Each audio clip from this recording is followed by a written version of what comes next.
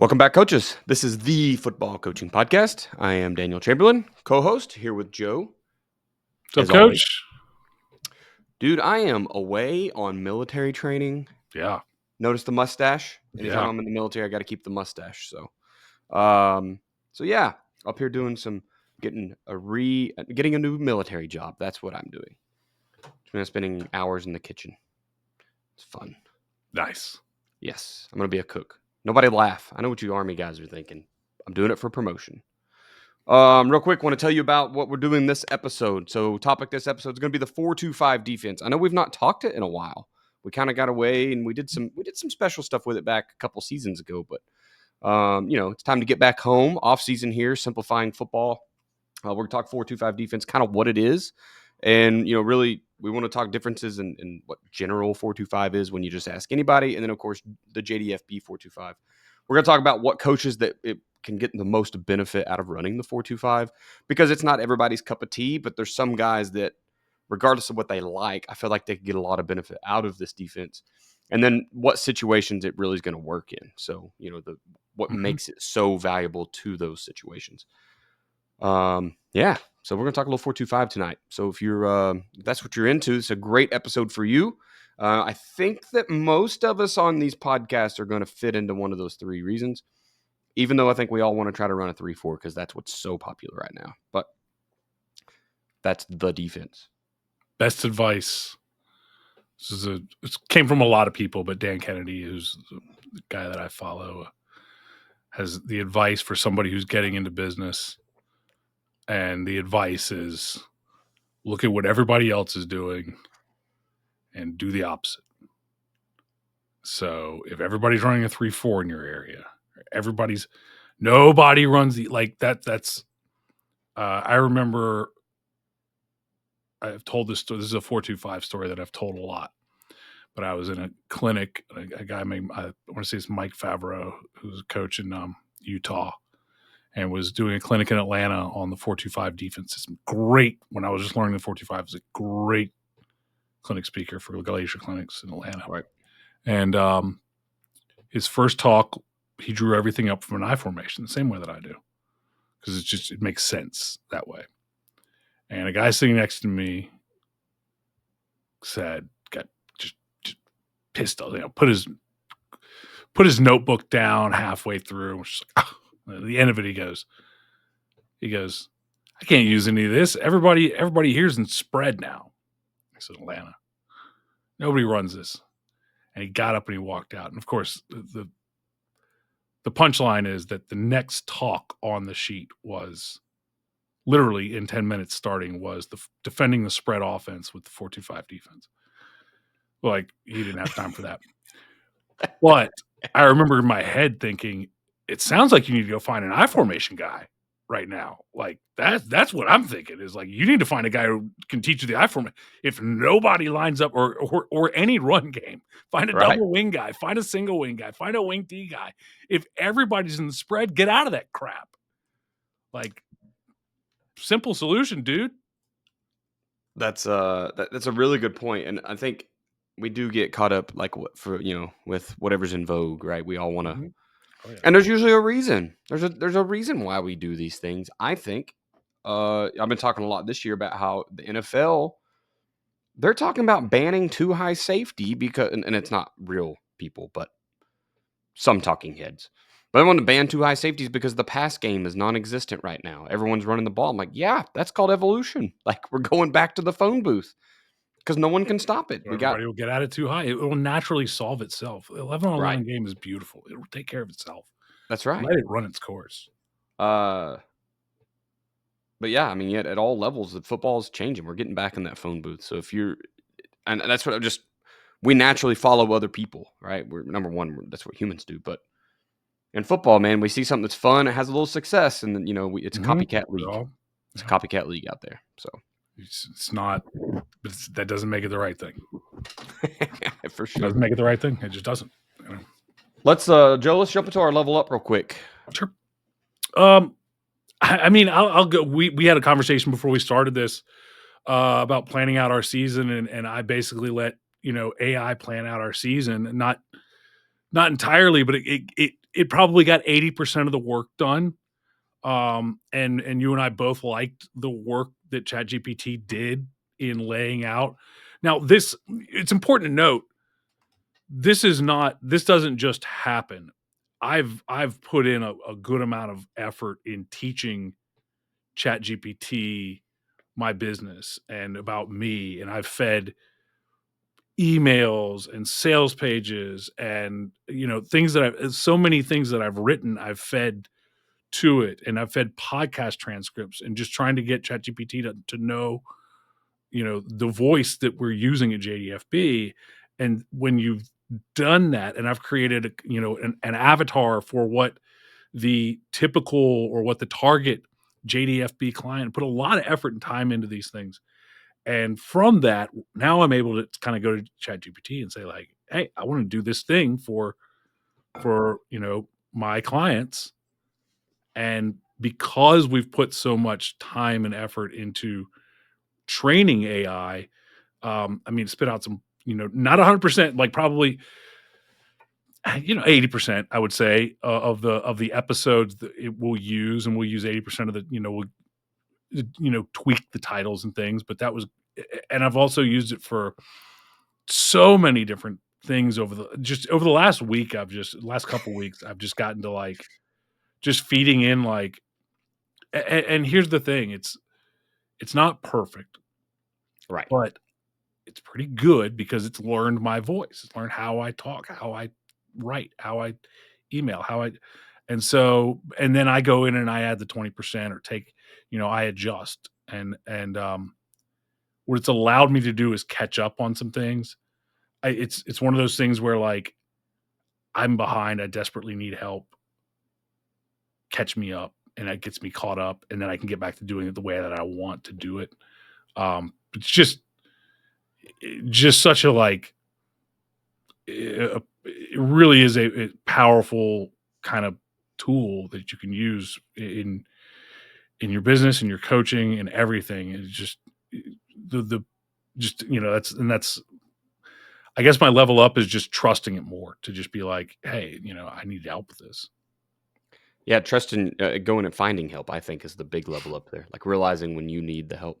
I just want to mention how much of an analogy that is for culture in programs and football, basketball, baseball, whatever you're doing, or your just life, right? Like your voice has got to be taught to other people, your words, your culture, language, and then the work gets easier because it takes care of itself. Like that whole time you're talking, I was like, this sounds like anybody that's gone to a new school that needs culture work, and like you just got to keep pouring into it, and then eventually it's a tool for you instead of a energy sink. So that's awesome.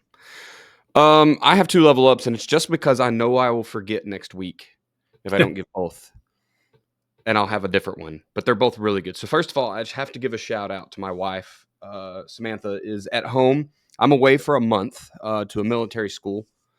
And if any of you want to do her harm, I assure you she is heavily loaded. And so I'm not afraid to say I'm away from home for a month because she will handle her business. But Should be all right.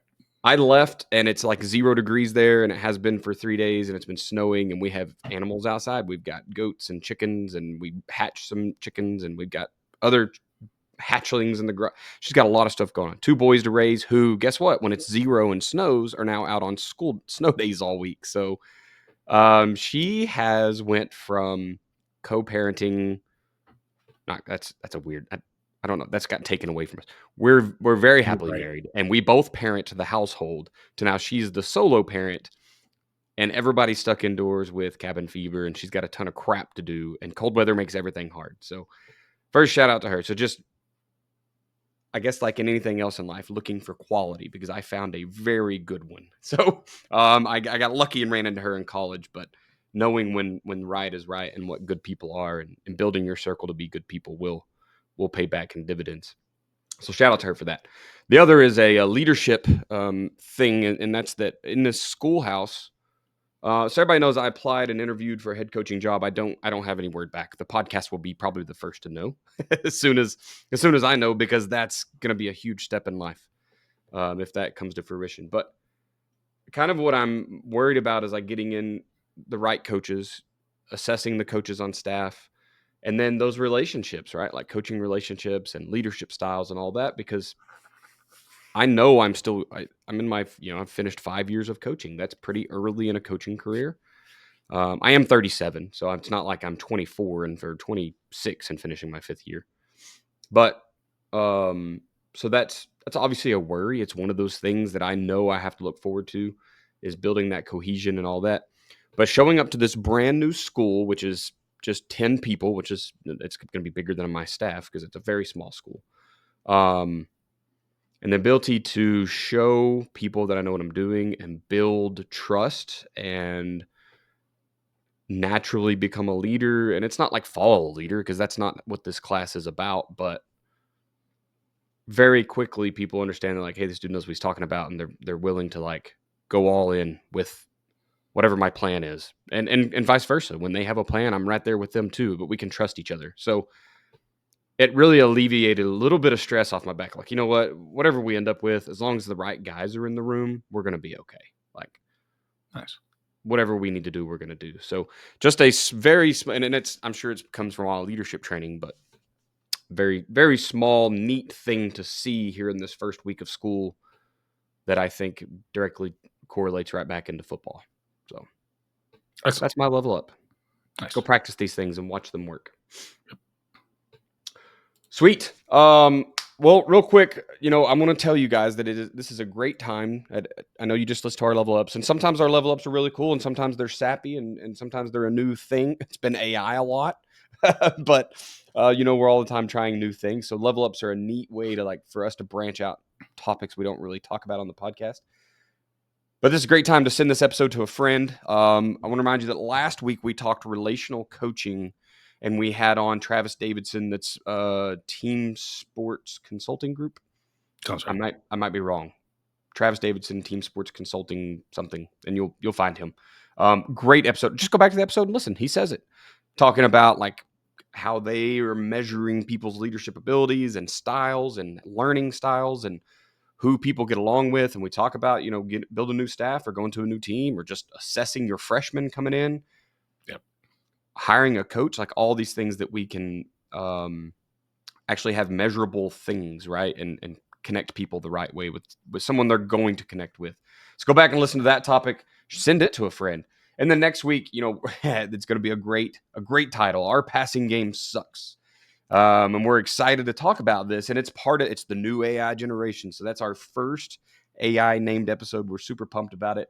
And we're just going to talk about simple passing concepts that can transform what you're doing in your passing attack and help develop something out of nothing, help develop a new quarterback. Or we don't have, 5-star quarterback coaches and offensive coordinators. We're all kind of doing it with what we have. So I look forward to that episode, Joe. I know that we'll get more into it next week on the show, but that's what you got coming up, guys. So share out the podcast, send it to your friends, send it to your coworkers, other coaches in your network, whatever.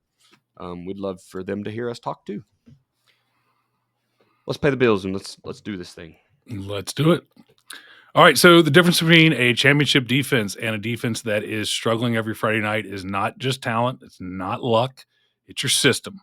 And without a system, you're going to scramble every week trying to fix problems on the fly. You're going to have confused players. Assistants aren't on the same page. Defense is constantly playing on its heels. And I've worked with thousands of football coaches who were making the same mistakes. They're overcomplicating football, running a stack of plays with no reason behind it, and just calling front stunts, blitzes, and coverage from the seat of your pants. Once we got those coaches putting a real defensive system in place, everything changes. The players play faster, coaches have more confidence, and you start winning football games. And that's why I put together the latest free guide, which is what you need to know to build your ultimate defensive football coaching system. Inside that guide, you're going to get the blueprint for building a defensive system that works to simplify your playbook, get your players to buy in, and take control of the game. So download the free copy right now at joedanielfootball.com/system. Take the guesswork out of coaching, build your ultimate defensive system, and turn your football program around this season. And if you're in your car or at the gym, just ask Siri to remind you. Say, hey, Siri, remind me to go to joedanielfootball.com/system for my free coaching guide. Maybe you can get Siri to not screw up the web address like mine did. Siri's pretty good. Siri ain't no Chat GPT. That's right. I think they have one, right? Sora or something. They need one. She's mad over here. She's just pissed lit at up you my because phone. Yeah. you're talking about her. Yeah. What are you saying? I'm saying you're dumb. I did not understand that. Like it goes like ChatGPT is like up here, and then it's like Siri is like leagues behind, and then there's Alexa, who's just like good for shopping lists and playing music, nothing else. Yep. Don't use Alexa. I'm excited. Talk about athletic speed and movement real quick. Guys, bottom line up front, the bluff, if you will. We want to make your kids faster. We want you to go into the season with the fastest team that you have ever coached. And you don't have to go out and get a new guy on staff because we are that new guy. AthleticSpeedMovement.com. What we're giving you guys, just look right up front, you've got 12 weeks program. Okay, you're gonna work out 2 to 3 times a week, 20 minutes before practice. It's the first thing you do on those days. Then you get into practice. It is football, speed, and agility training. Very sport specific.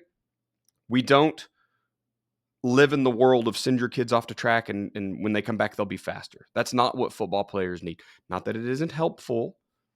They still can go out and get those sprints in, but not every player gets to go run the 100, right? Not every player gets to go out and do the sprints. AthleticSpeedMovement.com. Athletic Speed Movement is going to get every player on your team running faster. You're pulling guards. If you're sending kids to the second level on the O-line, your H-back inserting to go get a linebacker, all of those kids are going to be able to do things faster. AthleticSpeedMovement.com. While you're talking to your Siri, just tell them to remind you of that too. Add the Athletic Speed Movement. When you get home, look up the website. We know you can't do it in the car, and you're all listening on your iPhone. We know that because it tells us that on the website. So, AthleticSpeedMovement.com. Sorry, Droid guys. I'm sure you have something, right? There's I don't something know. on What Droid. did an Android talk right? to? Hey, brick of metal over there. I don't know. Sorry, guys. We just don't know. We just don't even know. I actually had like a really cool Android device. It was I can't even think of the name right now, but it was great. It was a video game, it was a retro video game deal. Yeah. And it was great, but it was Android based. And so I played a lot. You were able to download like emulators that were built for Android and run them on this Odin. It was called an Odin. It was great. It was great. I left it in the seat pocket of a U.S. Airlines flight, and they did not work very hard to find it for me, which was very upsetting because I was like halfway through the first Luigi's Mansion on GameCube on a Dolphin GameCube emulator, and I haven't picked it up since. I did try to pick it up, but I was like, I've already done all this, and like so I lost. Hard to do work twice. But I mean, it was a great little Android's not bad, and you can do a lot more emulating games on there than you can on an iPhone. You just got to buy the app on iPhone. They just turn all the games into apps. So they have that on Android too. Oh. Yeah. Maybe they're not as far behind as I thought, but No, I like if I could do it and not get harassed for being the green bubble guy, I would probably get one. They're probably better. Like legitimately, they're probably better phones. I don't know, but they do have green bubbles, and it's automatically disqualifies them. It's tough. All right, man. Let's jump into the episode here. So, like I said, we're talking 4-2-5 defense, and the question has to be because we haven't talked about it in a long time, so people probably forgot, man. What is the 4-2-5 defense? I mean, there's a couple of different descriptions here that we'll go into. So, number one is at its core, and I always have to explain this first. I mean, it is an even front. I used to always reference. It's been so many years now. It's been 11 years, I think, since Justin Ottavio forced me into this episode. But it might have been 2017 and not 2014. But it was episode 80 of the Football Coaching Podcast.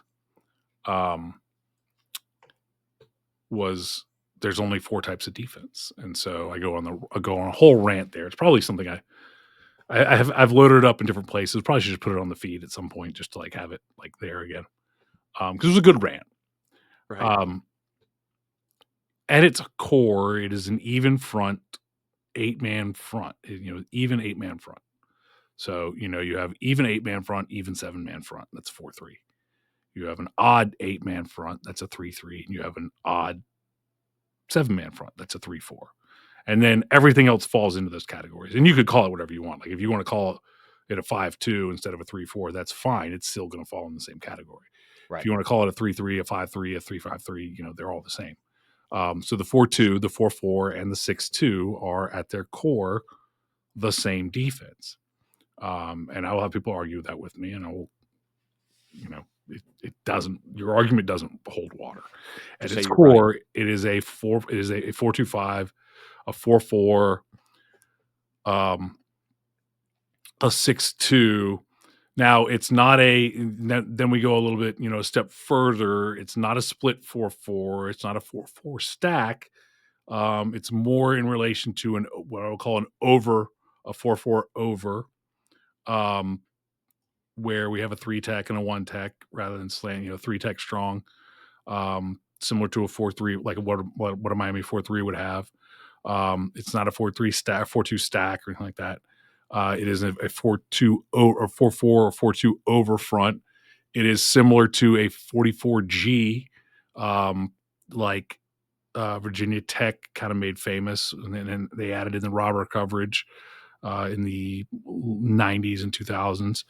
But really, the 4-2-5, and also, by the way, I always have to say, some guys will be like, "That's just a nickel defense." Like, okay, cool. It's a nickel defense. You call it whatever you want. I really don't care. Like, it really doesn't matter. This is terminology. It's bullcrap, right? It's all bullcrap. It's bullcrap people made up, and ultimately there's those 4 types of defense, right? And then everybody wants to come up with, well, we don't fit into those categories. It's like there's a certain number of gaps, there's a certain number of zones, there's a certain number of, like, you have to fit into these categories. Ultimately, at the end of the day, you will fit into these categories, and you can fight it, but you just do in 11-man football. So the 4-4 is an even front. It's an 8-man front. When you try to run the 4-4 with quarters coverage, it gets a little bit dicey, and everybody always goes, well, what are you doing on the weak side force? It's like, well, it's dicey. You've made a decision, and so you give something up. But if you run a 4-2 or 4-4 with cover 3 and cover 1, especially cover 3, everybody goes, what are you against 4 verts? Well, I don't know. I guess I have to run quarters, like, in order to win on a napkin. The reality is we can fix all those things. It's not true. But if I want to win on a napkin against a guy who knows everything, it's a 4-2 is an even front. It's an 8-man front. So it's stronger against the run, weaker against the vertical passing game. It just is. But then you can do all sorts of things to fix that. The reality of it is, though, as I say that, our 4-2-5 is very heavily based on that TCU 4-2-5 from Gary Patterson with that was built around quarters coverage. Now, most of our coaches are not in situations where they need quarters coverage. So most of them are in cover 3 and or cover 1 as their base coverages. Our coaches who are in more pass-heavy areas and levels will run quarters, and I have run quarters. But today, I would probably run cover 3, I'm an offensive coordinator now, but currently, but I would probably run cover 3, cover 1. Even we're 3A, but we play a lot of 4As and 5As. So I would still run cover 3, cover 1. I know when I get in the playoffs who I need to beat. And they ain't, they're wing T. The top teams that we play, that we're going to see in the playoffs, actually, no, they're going up. One is a spread. Now, I think two of them are spreads, but, we don't have to be anything special for them. We've got a split back veer team that's interesting. But anyway, it's an even front, 8-man front, heavily based on TCU, Gary Patterson, that's built out of quarters coverage, but we don't run a lot of 3-1 over front. And by the way, those Gary Patterson defenses from the 2000, I think he came in 99, but those first 10 years of the two, so in the aughts, I think 5 of 10 years was the number one team defense in the country, when TCU was not, still isn't, but was at the time was far from being on anyone's radar when Patterson got there. And it's a phenomenally sound, well-structured defense. And what we've done is strip it down. I remember Pat Fox, who's a great football coach, very smart, very intelligent, great Glazier Clinic speaker. Pat's very entertaining. I remember going to a Glazier Clinic talk with him, laying out his simplified 4-2-5. And I was like, that's the simplified version. Like, ours is simpler. And it's not weaker. It's got everything that it needs, but it's simpler. So at its core, I mean, ultimately, again, going back to the beginning, it's a 4-4, 6-2, 4-2. But it's not a split 4-4. It's not a stack 4-4. It's an over front. It's very heavily TCU based. But I mean, that's what it is. Then, I think we go to what JDFB is, what quote unquote my 4-2-5 defense system is, and it's evolved a lot. And it's, I just mentioned places that I've pulled from. Ricky Kuhn installed the 4-2-5 when I was when I worked with him at Ellsworth, and I learned a lot there. That was the first time that I was really exposed to the TCU style of the 4-2-5. We ran quarters coverage there, so I've taken a lot from Ricky, in that old version. And I mentioned Mike Favreau, who was in Utah and was a Glazier Clinic speaker, and I think he went down and spent time with Gary Patterson, learning it from him. And I got to not have to go spend a week in Corpus Christi or whatever. So that saved me money I didn't have at the time, to learn kind of one step away from Gary Patterson. And I learned a lot of stuff from, I remember a guy named Matt Brophy, who was on the podcast years and years ago, was a big Coach Huey contributor. And his was called the nickel defense. And I pulled things from there and pulled drills from there, and he called it the nickel defense, and people would say, well, it's just the nickel defense. Like, okay, I don't care. So I've pulled it from things that pulled from the old Virginia Tech 44G stuff from Bud Foster, and just so many different places. So from Fritz Shermer, since we were doing this, I flipped books around, coaching team defense, took a lot of ideas from that, and just evolved a lot of things. So I'm more comfortable saying my 4-2-5 defense now than I used to be, because I used to be like, well, I stole all this. I did steal it all. Stole every bit of it, but a lot of it has been adjusted through trial and error and through working with, 10,000 football coaches, a lot of whom have been running the 4-2-5 with me. And what we have is a simple, even front, eight-man front defense. And the 4-2-5, as we run it today, I would say is, I always lay this out to the coaches that come to us, and I think it's even on our sales pages and sales materials and stuff. If you want something simple that works, you just want something that works, and you want it to be simple, that's where we're at with the 4-2-5. Like, this is your thing. I want, it's funny because we talked about, Apple and the iPhone and everything. And I think even though under the hood, the iPhone is this beautiful piece of technology, like, it doesn't hold up to a PC, a PC gaming rig, right? That, like, it's not Apple products in general are not like built for gaming. So they don't hold up on that end. It doesn't do anything. I don't think it does anything that an Android can't do, right? It looks nice. It's well designed. But at the end of the day, the draw to me of Apple products has always been like, I love messing around with Linux computers, and I have a gaming PC that I'm on right now, and I don't mind getting in there and doing all this stuff. But the draw of the iPhone and of the Apple universe is, you got your iPhone and your iPad and your you know MacBook Pro and everything, and they all just work. They just do what they're supposed to do. You want it to do I want this. There's a program that is approved and it is in the store, and you know that when you get that program, it just works. That's your 425 defense. It just works, and you don't have to spend a lot of time game planning because it works. You don't have to spend a lot of time figuring out how to teach it because it's been done. I can show it to you and it just works. Here's the drills, here's where to put the guys. You don't need anything special. Boom.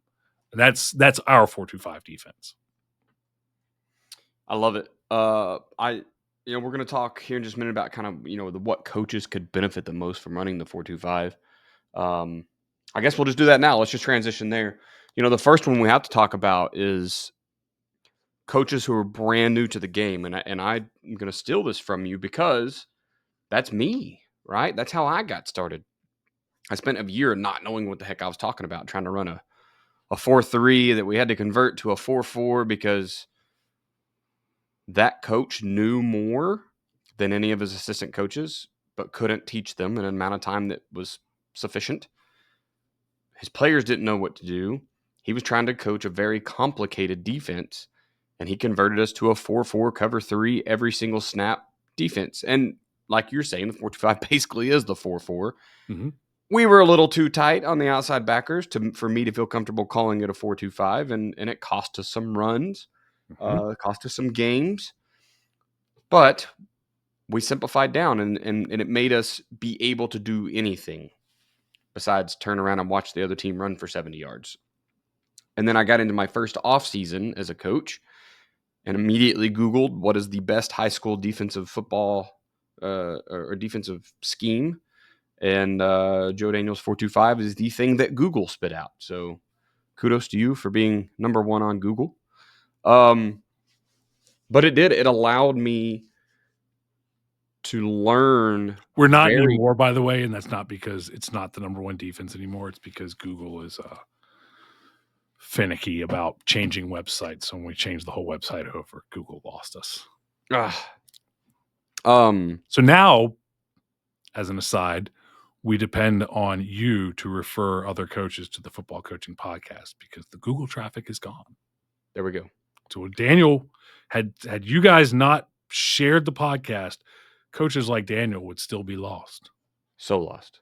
Yeah. But what the 425 allowed me to do was to gain an understanding of concepts on the football field that it's hard to go out and teach all that without a base, without a foundation. The overfront, just saying the overfront. Mm-hmm. People still ask me all the time, what's the difference in over and an under? Mm-hmm. Without the 425, I would not known what those are. And because it's the opposite, I probably wouldn't have known what a tight front are. You talked about a G front. You talked about all these different things that I know are different than the overfront. But conceptually, I learned a lot from the 425, which allowed me to expand my knowledge greatly, right? And so you take this simplified thing. If you're new to the game, it teaches you a way to go do things. It gives you a foundation for football, and then you can kind of go wherever you want. Ball evolves, coaches evolve, schemes evolve, and that's what it's supposed to do. I don't think anyone should just be stuck in any one system for any amount of time. I don't care if you buy Joe's system tonight. You can over at joedanielfootball.com. You can go buy the 425 right now, okay? And you can learn it, and you can start down this path. You should not be running Joe's 425 probably in 3 years. You should probably have added a thing that you need in your area to stop a team that you face.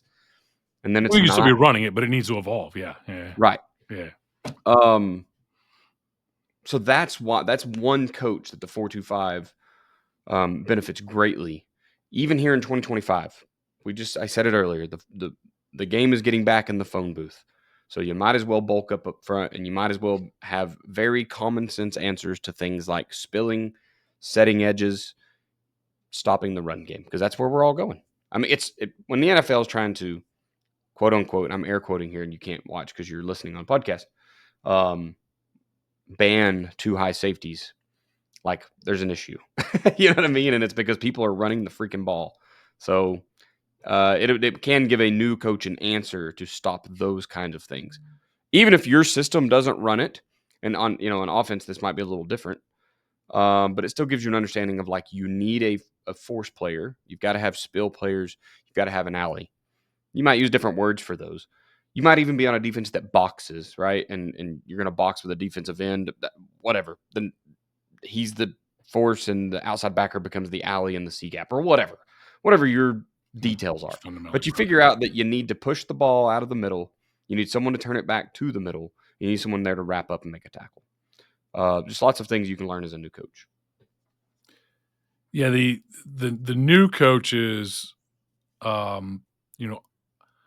generally at the high school level, and obviously Daniel's an exception. There are plenty of coaches that are exceptions. Your first year, you're not thrust into a coordinator job. Yeah. But we do work with a lot of guys who maybe you got a middle school job,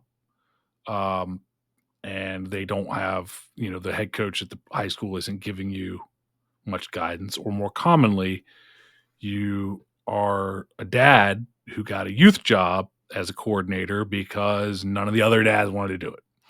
And, maybe you played and that was a few years ago and you need something more than that. You'll instantly jump ahead of all the dads when you have a system, and the handful of dads who decide to go get a system will end up with something too complicated. And the 4-2-5 is exactly what you need at that level. So your first year coaches, yeah, it's huge. And I think one of the things you said, Daniel, was it's a great, I talked at the beginning about the clinic talk where the guy was drawing it up in the I formation, and the older gentleman who didn't bother to look down one step on the schedule and got mad and left. The fact of the matter is it's easier to draw it up against the I formation. It's easier to understand any defense. Really, it's easier to understand when you start with the I formation. It's a very convenient formation to start with. Even though nobody runs it, it's still easier to draw it up from there and get all the basics down and then start to expand. Right. Now move the fullback out, move this here, and we start to go through the rules.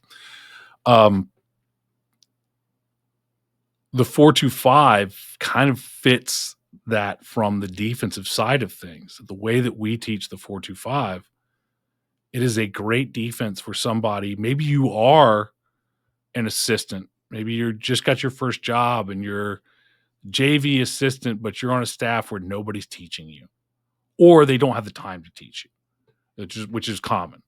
And you just want to be able to get into the language of the game and understand what's going on at a coach level. Maybe you played, but you don't have that coach level. You know what you did in your position. The 4-2-5, especially the way that we teach it in JDFB Premium Coaching Systems, is a great way to start to learn the words that Daniel just talked about that may not mean anything to you. Spill, force, alley.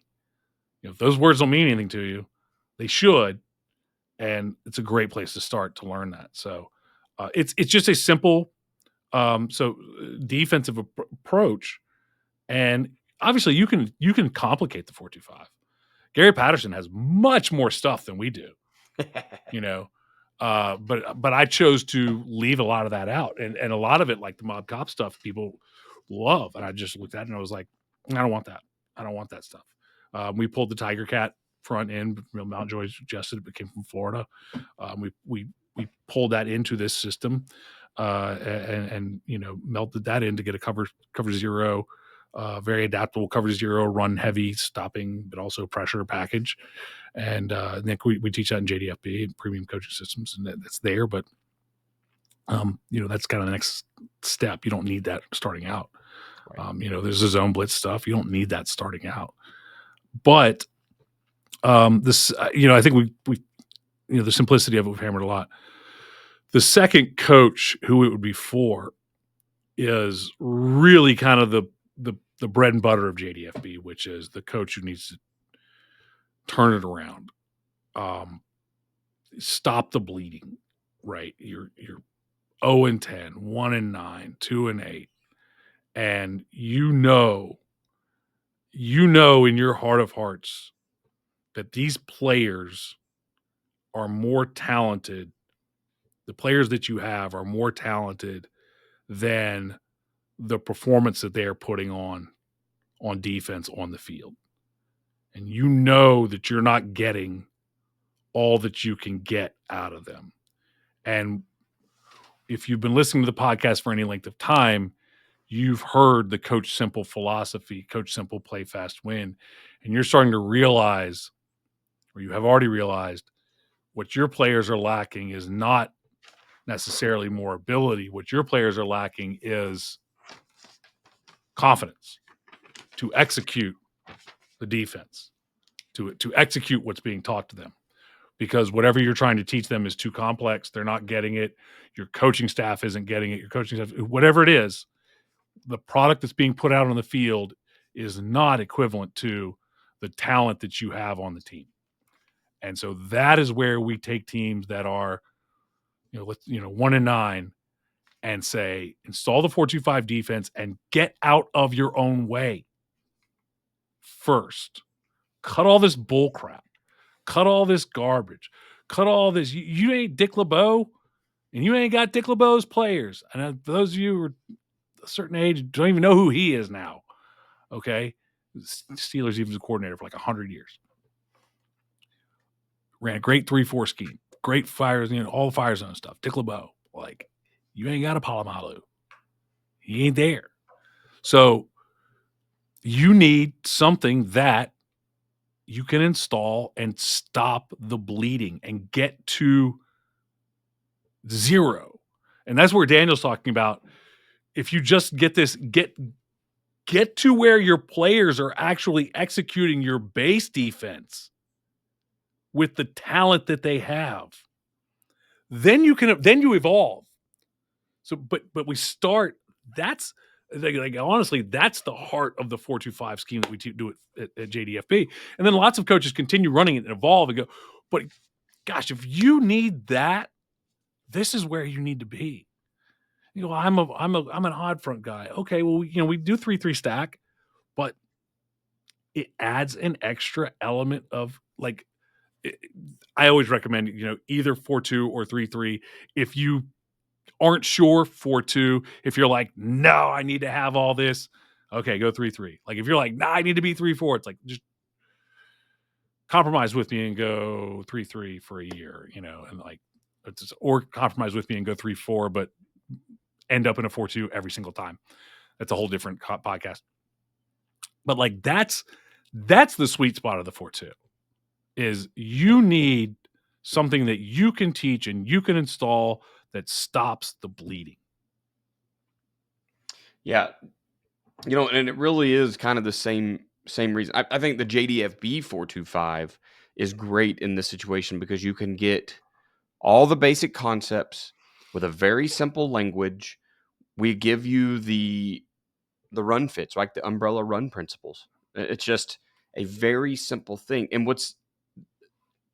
when you have a staff or a team that's struggling, I think generally it's assistant coaches more than anything else, right? Now I did some consulting this year, and one coach, his complaint every single week was the kids just don't get it. The kids just don't understand.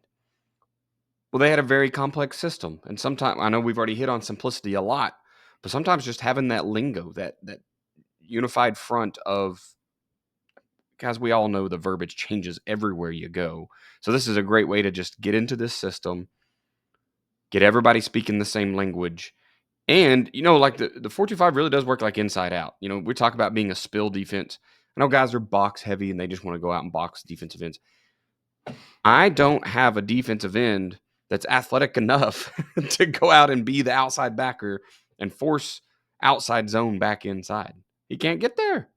right? So why would I ever call a box play if it can ever be outside zone and he's ruined? It's hard for me to do that. So it gives you a very simplified foundation. Run where your coaches can coach it.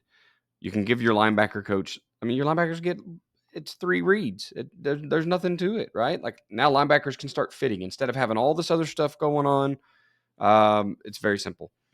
D-line can do one thing. They do one thing every snap. It's very, very easy for them. Yes, I guess you could say it's like 2 reads. It's 5 right? things. It's 5 things, but there's 5. I mean, there's 5 total. And it becomes very simple for them. It's repetitive. They get it. They spill the ball. It's great. Another coach that I worked with, he just about cussed me every week because his DC drove him crazy because he had so many rules. Rules are great. I love rules-based football. That's what I think we're all striving to get to is rules-based football. But when you can limit those rules, inside linebacker coach has 3 reads to teach, and he can rep them and get good at them. So when you're worried about turning a team around, they probably just don't know which direction they're going. The JDFB thing, right? Coach simple, play fast, win. This is where it all starts. This is the foundation to that. That's where I start. And then we kind of move into the next phase of the podcast, but also the next phase of this works for coaches who don't have talent advantages. This works for coaches who have small staffs, small coaching staff. This works for coaches who have the inexperienced coaching staff. So if we start with the players in a small school, we know if you got 27 guys on the roster, you might have a guy this year and you can't replace him, right? So you might every 3 years have a good class, but you got to coach all the way through. And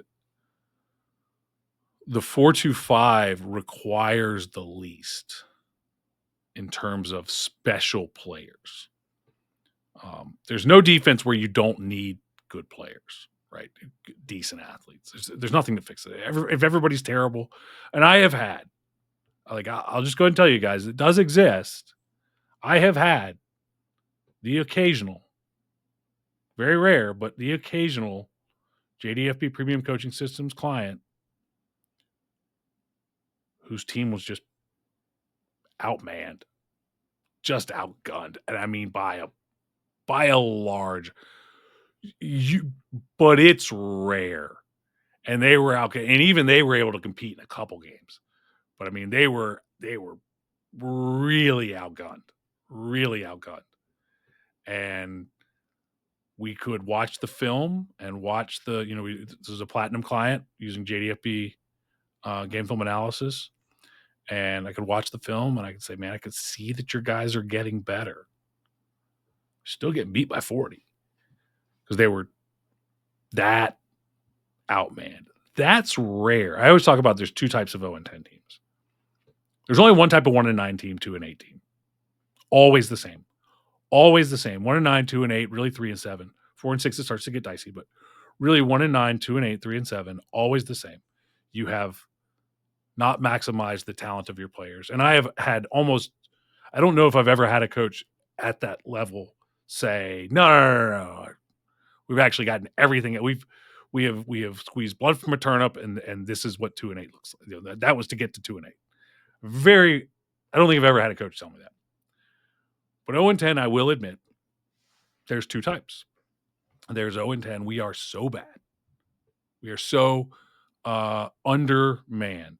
We are so much smaller, weaker. We don't have as many players. We are so outgunned that we can't. And what I've done with those coaches is get them to be competitive and get them to hang in games and get their players to. And I've actually had coaches tell me, we do an end of season survey, and I've had coaches say, how was your season? What was your record? How was your season? And they say our record was 0-10. And it was great. Man, we were in like 5 games. Kids were so happy. So that's how I know that there's 2 different 0-10s, right? There's the one who's like, it was awesome. only 5 teams beat us by 50 or more. We had 2 games where we only lost by 1 score. And they're Right. like, it was great. So it exists. But most are in the same category as the 1, 2, 3 win teams, in that they're not maximizing the talent, because there's almost always someone on your schedule that you can just run, because that you are at least relatively equally talented with, and you could just run them down on just being better coached. So that's the 4-2-5 is like, if you don't have the players, we always say put your best player at free safety. And, without getting into it here, we can get into it on a Run Fits episode, but not here really. The free safety ties everything together. When we talk about the spill and the force, the spill being the guys that are making the ball bounce to the outside, and the force being the guys that are forcing the ball back to the inside. Well, somewhere along there's guys standing outside, and there's guys standing in there, and there's going to be a space between them. That's called the alley. The free safety is responsible for the alley in the 4-2-5 defense. If the free safety is great, you can have very average spill and very average force, or below average, and he's able to tackle everybody in a 5-yard phone booth, right? To whereas if he sucks, there's always going to be a space. And so if that space is 1 foot and he sucks and he can't tackle the guy in a 1 foot phone booth, your defense is still not going to be very good. So we always kind of encourage putting the best guy there, but as a tip. But other than that, we can play the entire defense like Daniel talked about. We have very simple key reads. We have very simple things we're asking. We're asking them to do the same thing over and over and over again. So they're going to build tremendous confidence in their ability to do that. You're going to be able to teach multiple kids to do the things that are asked in the 4-5, so that if you have an injury, it's not going to tank your season. Obviously, your backup's very rarely going to be as good as your starter. Usually, if your backup's as good as your starter, either the guy that got hurt was barely a starter, or the guy that got hurt got replaced by a guy who should have been on the field but screwed up player evaluation, right? It should have had him in a different position where that 11th guy who was barely a starter was. So it can really, really help you there if you don't have great players, but you're not maximizing the ability of the players that you have. If there's like a really good example is if you have guys that are good athletes, but not instinctive football players. This is great for them. There's kind of the last point here, and then we'll start closing out. But just you also have to think about the ease of play calling in a system like this. We've beat simplicity and flexibility to pieces. Guys, you can play a big defensive end, you can play a light defensive end. Yep. You kind of need a good 3 tech and a free safety, and everyone else can just kind of fit in where they fit in. They do, but we have done this so long that we have ways to adapt to that as correct. Well. Yeah, the flexibility is still there. We're still going to have answers for questions, regardless of who you're going to put on the field. So whereas in the 4-3, just as a follow, in the 4-3, because the 4-3, you would think the 4-3 and the 4-2 are the same, right? You need a 3 tech over front, 3 tech. Not true, because when you move the defensive end from a 7 or a 6 to a 9, you don't have the ability to do anything other than play a 3 tech in the 4-3. You must have a dominant 3 tech. In the 4-2, we have more flexibility there. That's for sure. But the ability to you can go into a game with 1 play call. The base is always good. No defense is ever great against everything. There's some things it's going to stand up to great. There's some things that it's going to have weaknesses. And then we have ways to make that go away for a play or two. And then you got to shift back because there's 11 kids. There's going to be an open hole somewhere. But the ease of play calling on Friday night so that you can spend more time problem solving on the field, coaching. Look, if you're that bad, you're probably coaching fundamentals throughout the game. You're probably coaching just get out wider. 5x5 is a great starting point, right? Like you're probably it's less about it'll blow your mind. Daniel's been through this. It'll blow your mind how hard it is to get a kid to stand in the right spot. Yes. So instead of tagging up your defense and making all these scheme changes and problem solving with scheme, it allows you time for you to either do it yourself or be coaching up your coaches throughout the game because you have got 1 or 2 play. You might be calling your backup coverage your off coverage from play to play, but It really is a good place to ease that play calling. If you're a guy that's doing it all by yourself, we played a team last year at the head coach. It's a pretty big team. The head coach was the OC and the DC because he just didn't have another guy on staff that could fill those shoes yet. This is a great system for him because the play calls are simple. If you're going to tag up your offense and have a super complicated offense, defense can be simple and just go out and just hit people in the mouth and be good. One last time, I want to remind you guys to send this link out. Hit the whatever you're using. If you're on Apple Podcasts, if you're on Spotify, click the little 3 dots or the little share icon and share this message. Send it out to, yes, that thing, the square with the arrow sticking out the top. Arrow sticking out of a square. Share this bad boy out to your friends. This is kind of like it's the podcast era is not new. There are norms built into it. This is very much a norm. It is a norm for my friends to send me podcasts that I will like or that will help me. And that's what we're doing here. We're trying to, 1, we hope you like listening. 2, it will help. So send the podcast. Even if this episode, maybe your guy has a great defense and he doesn't need 4-2-5. Relational coaching was last week. Or share the YouTube. If you're watching on YouTube, share the YouTube. Share the YouTube.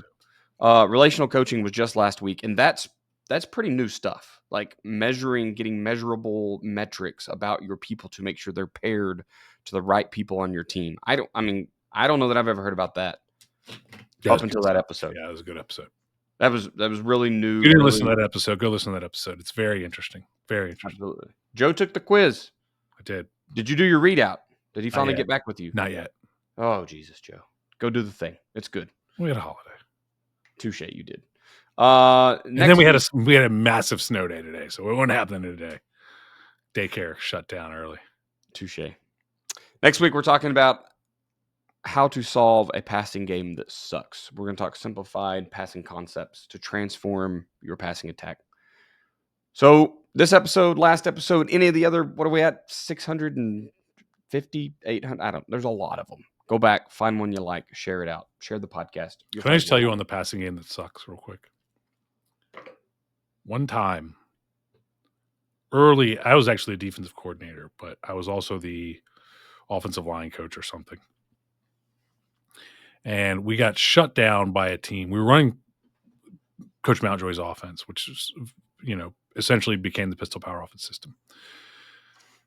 And I remember we were power based and we were able to run the ball okay. We didn't have an explosive back. We had that kid who got 4 yards of carry. And we saw a coach who ran a similar style system. And I remember going up and asking him, I said, "Hey, coach, what do you do when they're just running cover 0 on you?" He very arrogantly, I'll never forget it, was not somebody who impressed me as a human. But he goes, "Oh, coach, you got to make it pay for that." And just essentially walked off. And what I realized is what he was saying was, your passing game sucks. So if that's you, next week. That's awesome. Let's pay the bills to get out of here, man. Yeah. All right, what are we doing now? Paying the bills? Paying the bills. Paying the bills. All right, yeah, check it out. Check out the free guide I talked about earlier that is at JDFB.com/system. Put together a free guide for building your championship defense. It is called What You Need to Know to Build Your Ultimate Defensive Football Coaching System. It's going to be the blueprint for building your defensive system that works, simplifies your playbooks, get your players to buy in, all the things we've been talking about, get control of the game. Download the free copy right now, JoeDanielFootball.com/system.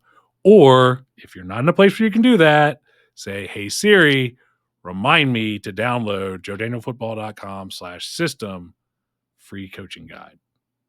Love it. System. Listen to her.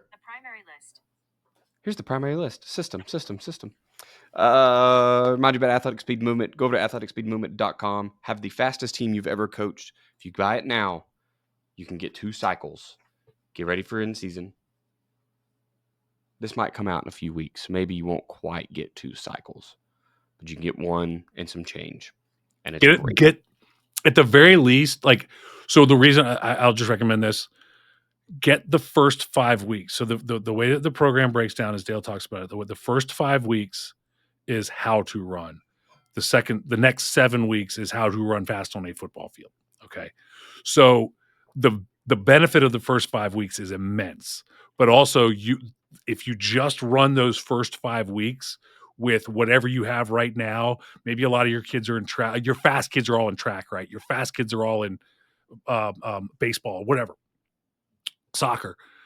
So run it now with your quote unquote slow kids and your young kids. And if all you get is the first 5 weeks, you're going to see, because you're going to see your slow kids and your young kids, and you're going to be like, God, what if I do this with the fast kids? So then you're going to go to your track coach and you're going to be like, listen, bro, get out of the way. I got to teach your kids how to be fast. And then you're going to be in a fight with the track coach, and that's a whole different thing. So don't do that. You're going to want to, but don't do that. Do it anyway. Do it anyway, but don't do that. Do it. Just go right now while all your fast kids are in track. Take all your slow kids and all your young kids and make them faster than the track kids. And then don't say anything to the track coach. Be passive aggressive about it. And then outrun your sprinters in football. It'll be great. Put one of your freshman linemen out there and have them outrun your sprinters. Joe, But then put your sprinter through the program as soon as you get him, because he'll be even faster. What cells are opening and closing? Oof, where are we at now? March. Game Film Masterclass will be opening up soon, but opening up. We'll have a Game Film Masterclass sale coming out here in March. And if you don't know that already, it's because you're not on the email list. So if you go over to fbcoachsimpson.com/systems and sign up for that guide, you will get the email that tells you that the 100%. Game Film Masterclass is open. And the Game Film Masterclass is wonderful. In fact, you should have got it last time it was open. So you could have been watching film a lot more efficiently this entire time. Yeah, absolutely. Excellent. This episode was the 4-2-5 defense. We talked about what the base 4-2-5 defense really is in general. We talked about the JDFB 4-2-5 system. Talked about what coaches could benefit from running this system. Me, I'm one, and hopefully I'll be one again. Me too, actually. Look at that. Yeah. And then and we talked about why it's so effective in so many situations. Social media wise, you can find me at Coach Chambo OK on Twitter /X. You can email me at chamberlainfootballconsulting@gmail.com. I love answering football questions. If they're scheme related, I'm still going to push you to Joe for the most part. And if it's graphics related, I'm going to tell you go to my Patreon, patreon.com/ChamberlainFootballConsulting. Find a tier that fits what you need. Guys, I have everything from full graphics packages for your team from now until the end of next season. If you just need a coaching announcement, I've been doing some of those lately. So good job to you guys. Good luck to y'all that are applying and hoping to get positions. If you need to highlight a player, a lot of awards are still going out for some reason. Like some people are doing their All-State and I don't know. There's a lot of awards. Some of y'all's graphics are not good. Please let me help you. Please give that kid something he's proud to share. And then I got a YouTube where I'm just talking about basic stuff and teach my wife football. Jump over to the YouTube. You can find it. I think it's Coach Chambo. Okay, whatever. He doesn't have to teach her how to shoot. What? Teaching her football doesn't have to teach her how to shoot. Remember that. Yeah. Hey, I would just highly recommend you don't go over there. That woman's bad. Where can we find you on social media, sir? I am on. You can find Joe Daniel Football at least on Instagram at Joe Daniel Football, on TikTok at Joe Daniel Football, on Facebook JoeDanielFootball.com or Facebook.com/Joe Daniel Football. Find us on the YouTubes. Watch the podcast. I will recommend that one if you want to see our beautiful shining faces and occasionally our beautiful shining guest faces. If you want to see the mustache that Daniel has right now, if you want to see, it's so pathetic right now. Try to zero in on the books back here and the graphic novels and the tanks photo and what else I got, medals and all that stuff that's in the background of me and Rob. I got Rob over here. I got my wife's sorority photo. I don't even know the stuff that ends up here. It's a great place for things to land. It's where things land.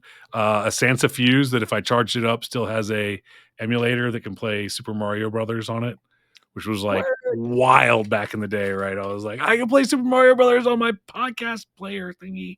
What were they called? Man, I don't even know. The iPod was the first one. It was a Sansa Fuse, but it was I don't know what it. I got some off-brand version. Them. Oh wow. So anyway, you can see that on YouTube, JoeDanielFootball.com/YouTube. And you can also contact me, Joe Daniel, or you can contact JDFB at joe@JoeDanielFootball.com and get the free guide, first of all. And that way you'll get all sorts of contact from me. Go to JoeDanielFootball.com/system. That should be your first place to go. Joe writes a mean email. You should get over and get those. Podcast is at the FBCP on Twitter/X. If this is your first time listening to the Football Coaching Podcast, be sure to subscribe so you don't miss any future episodes. You can find us on your favorite podcatcher, whether that be Spotify or Apple Podcasts, wherever it is. Or those other, there's still some little ones out there. You've been listening for a Maybe while. you download it on your Sansa Fuse, because that's what I used to do. Do that. I've been listening for a while. Please leave a review, especially on Apple Podcasts. That's where basically everyone listens. We love a 5-star review to help spread the word. Share this with your friends. It's what good podcast listeners do. Thank you for listening to this episode of the Football Coaching Podcast. Remember, coach simple, play fast, win.